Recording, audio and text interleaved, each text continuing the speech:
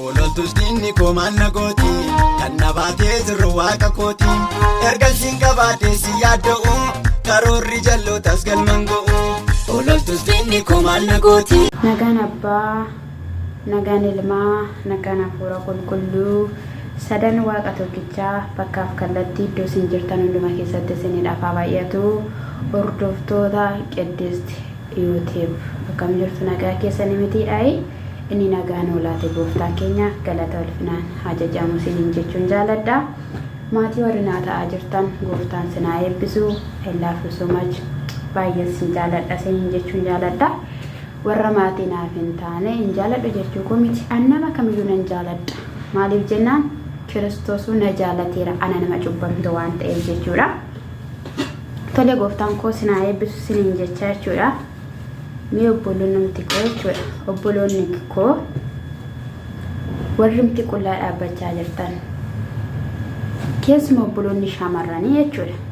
Shaamarranii yeroo namni dubbatu jechuudha. Waa yeroo namni dubbatu bicha osoo hin taane aniyyuu jechuudha kana dhugaa nan ba'a. Haadhaadha, obboleettiidha, waan hundumaadha jechuudha. Ani kan hin beeku jechuudha. Kan akka dubartii ogeettiin hin jiru, kan akka shaamarranii ogeettiin hin jiru jedhamee inaasaama jechuudha. Amma garuu sinittan himaa jechuudha dhugaa dubbachuudhaaf kan akka shaamarranii salphatee yeellee biyya lafaa kanarra jira dheeyyaadhaan. Mee maal jedhamee kan qullaa dhumsin dhaabame icciitii qullaa dhaabachuu keessanii meenatti himaa. Icciitii qullaa dhaabachuu keessanii jechuudha. Icciitiin qullaa dhaabachuu keetii qarshiidha. Icciitiin qullaa dhaabachuu keetii qabeenya. Icciitiin qullaa dhaabachuu keetii warqii meetii biyya lafaa ishii gaafa ibiddi tokko ka'ee gubatee bifa isaa geeddaratu sanaati. Mee obboleettii kooti kan jechuudha kan qullaa kee dhaabbatte. Kan qullaa kee dhaabbatte, kan safuu kee galte, kan safeeffata kee galte, kan kennaa waaqayyo siif kenne mul'ifte paantii kee kan ofirraa baaste. Mee ati maali? Natti mee dafiiti. Natti mi kootuuti natti bakka ta'utti natti mituun barbaada.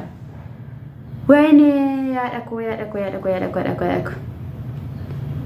Hijuu amma barbaade jechuudha. Utuma maatiin keenya amma barbaade balleesseetu nama guddisee illee jechuudha. Balleessaniitu malee otoo nama guddisan yoo ta'e sammuu namti waanuma xiqqoo shi yaadu waanuma xiqqoo jechuudha. Waan guddaa miti. Waanuma xiqqoo shi yaadu. Iyyaaddaati. Dhaloonni manarraa bira jettee yaaddu warra gaarii hojjetan hin ilaaltu. Warri yerummaa hojjetan dura badan isaan xiqquma ishii jechuudha keessa seenteen ilaaltu. Baay'ee komiidiyaa kanarraa waan gargaarii kan hojjetan lammii isaaniitiif kan hojjetan biyya isaaniif kan hojjetan jiru. Ati ganaa paantii kee dirasi baafattee kan shaaworii keessa dhaabbattee viidiyoo waraabdu. Maashiin dhugaa waaqaa Yesuus Kiristoos walii waaqarraa waaqayyo sitti araaramu. Hidhatee gara mana isaatiitti si yaadeeffatu. Maaloo eessa dhashiin garuu ani dhugaa yaadu ilaaluun dadhabe ani jechuudha. Ilaaluun dadhabe yeroo viidiyicha jechuudha. Biliyoonanii nuti kaffalame akkattiin udduu qullaa dhaabatta. Maaltu udduu qullaa si dhaabe? Maaliif udduu qullaa dhaabatta? Waan hin barbaade haa ta'u bakka waan hin barbaade. Yoo si ajajan iyyummaaf ajajamta. Qullaa dhaabachuu mana lubbuu ofii dabarsanii laachuu wayyuu maal yoo duute dhugaati. Yoo dirqama sitti ta'e jechuudha. Garuu dirqama sitti ta'e miti fedhii kee dhaqaa bilbila kee banatte waan ta'eef jechuudha. Mucichinni si wajjiniidhaan laayivii seenee filiim jechuudha. Inni iddoo biraa jira, ati iddoo biraa jirta. Giiftii kiyya. Ati teekinooloojii. Ati teekinooloojiif nu fayyadde otoo hin taane baay'ee keenya nu miiteetta dhugaa dubbachuudhaaf. Baay'een keenya miidhamneerra. Baay'een keenya banneerra. Baay'een keenya moo banneerra. Iddoon nuti itti banneeyyuu hin beekamu. Iddoon nuti seenneeyyuu hin beekamu jechuudha. Lafichayyuu namni barbaadees nun argu. Yoo akka carraa ta'ee jechuudha waan barbaadee nu arge malee. Akkattidhaan. Edda qullaa dhaabachuun dhufe. Edda eenyummaa ofii baasuun dhufe. Kana kennaa waaqayyootitti fayyadamni yeroo baay'ee kan hin dubbadhu jechuudha meelame kunuunti keenya harki keenya ijji keenya wanti hundumti keenya mee kan keenya miti mee kan keenya miti kan kee miti kun dudda nama qabachiisa reesti qaame guddaan qabadha ho maali kana haadhaaf abbaa kee ati qoymeen kabajjuu obboleessan qabdu moo obboleettiin qabdu moo zariin qabdu zarii malee dhalattee qobaa kee dhalattee tokko taate dhalattee qabda zarii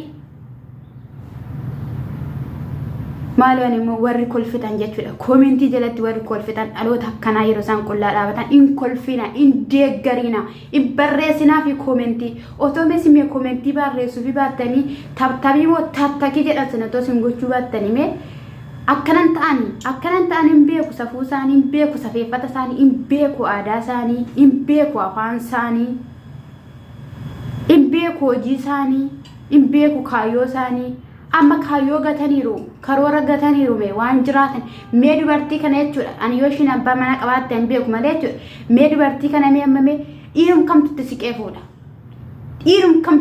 fuudha mee dhiirrele yoo si jaalatee illee jiraate illee ta'e jechuudha yoo jaalatamtee illee jiraatte ta'e sitti xabate sirraa deema malee si hin fuudhu si wajjin manatti hin galu si waliidhaan aarrii lama moo mataa lama sedha sana hin biqilchu si wajjinidhaan dhugaan sitti manii dhugaa jirtu jechuudha si wajjin hin biqilchu dhiirri tooftaa qaba akka shamarranii miti dhugaan siniin jedha shamarranii jirti garuu tokko tokkoon ishii haa ta'uyyuu malee garuu dhibbaan dhibba dhiiratu caala jechuudha. Odeessite eeggatama cirsii qabdaa qal'oodhaa baqaa mana gadhaanan jiraadheettee utaalteetta sitti namni utaalteetta amma qoy utaalteetta utaalanii tokkoffaan akka jiru utaalanii kufanii achumaan hafuun jira ishee kan akkanaa moo jechuudha warra laayifii seensisantu balleessa dhugaa siniin jedhe ani jechuudha utoo waan hin barbaade yoo ta'e ilmoo Oromoo ta'e jechuudha ani kan hin beeku keessa ilmoon Oromoo safuu qabdi safeeffata qabdi bakka duudhaa qabdi bakka aadaa qabdi garuu immoo kan intala kana intarfii godhee intarfii ishii gadaa baduu kan laayifii ishii seensisee jechuudha nama afaan Oromoo beekudha jechuudha ta'uu hin qabu bakka afaan keessaniif jettanii jechuudha afaan keessanillee kabajame afaan illee hin kabajama afaan keenya mee hin kabajama aadaa maalii duwwaa osoo hin taane afaanumti keenyayyuu afaanumti Oromoo kabaja guddaa qaba iddoo guddaa qaba bakka ilmoo Oromoo tokko taate intala salphattu tokko wajjin hin haasayin tuffadhu bira darbe ati jechuudha shamarroonnis ilmoo Oromoo taate dhiira salphattu wajjin hin haasayin asinitti meeraan na dhaga'ame maaloo na dhaga'an siniin jedhaman maaloo na dhageessan yeroo darbees dubbadheera na dhaga'uu diddan ani si jamaa jechuudha namni maaliif YouTube banatti illee naan jettanii gaaffii irratti hin dhiyeessina ani jechuudha waa'ee faayidaa YouTube hin beeku dhugaa dubbachuudhaaf taana jechuudha amma madda YouTube banadheen baruu jalqabe jechuudha kanaafiyyuu nan hojjedha jechuudha garuu ana kan akka YouTube banadhu na godheete jechuudha warreen qullaa isaanii dhaabbatanii sirban warreen intala tokkodha kan isheen Oromoffaan sirbiti ancarqicheessa tokko jedhameen beeku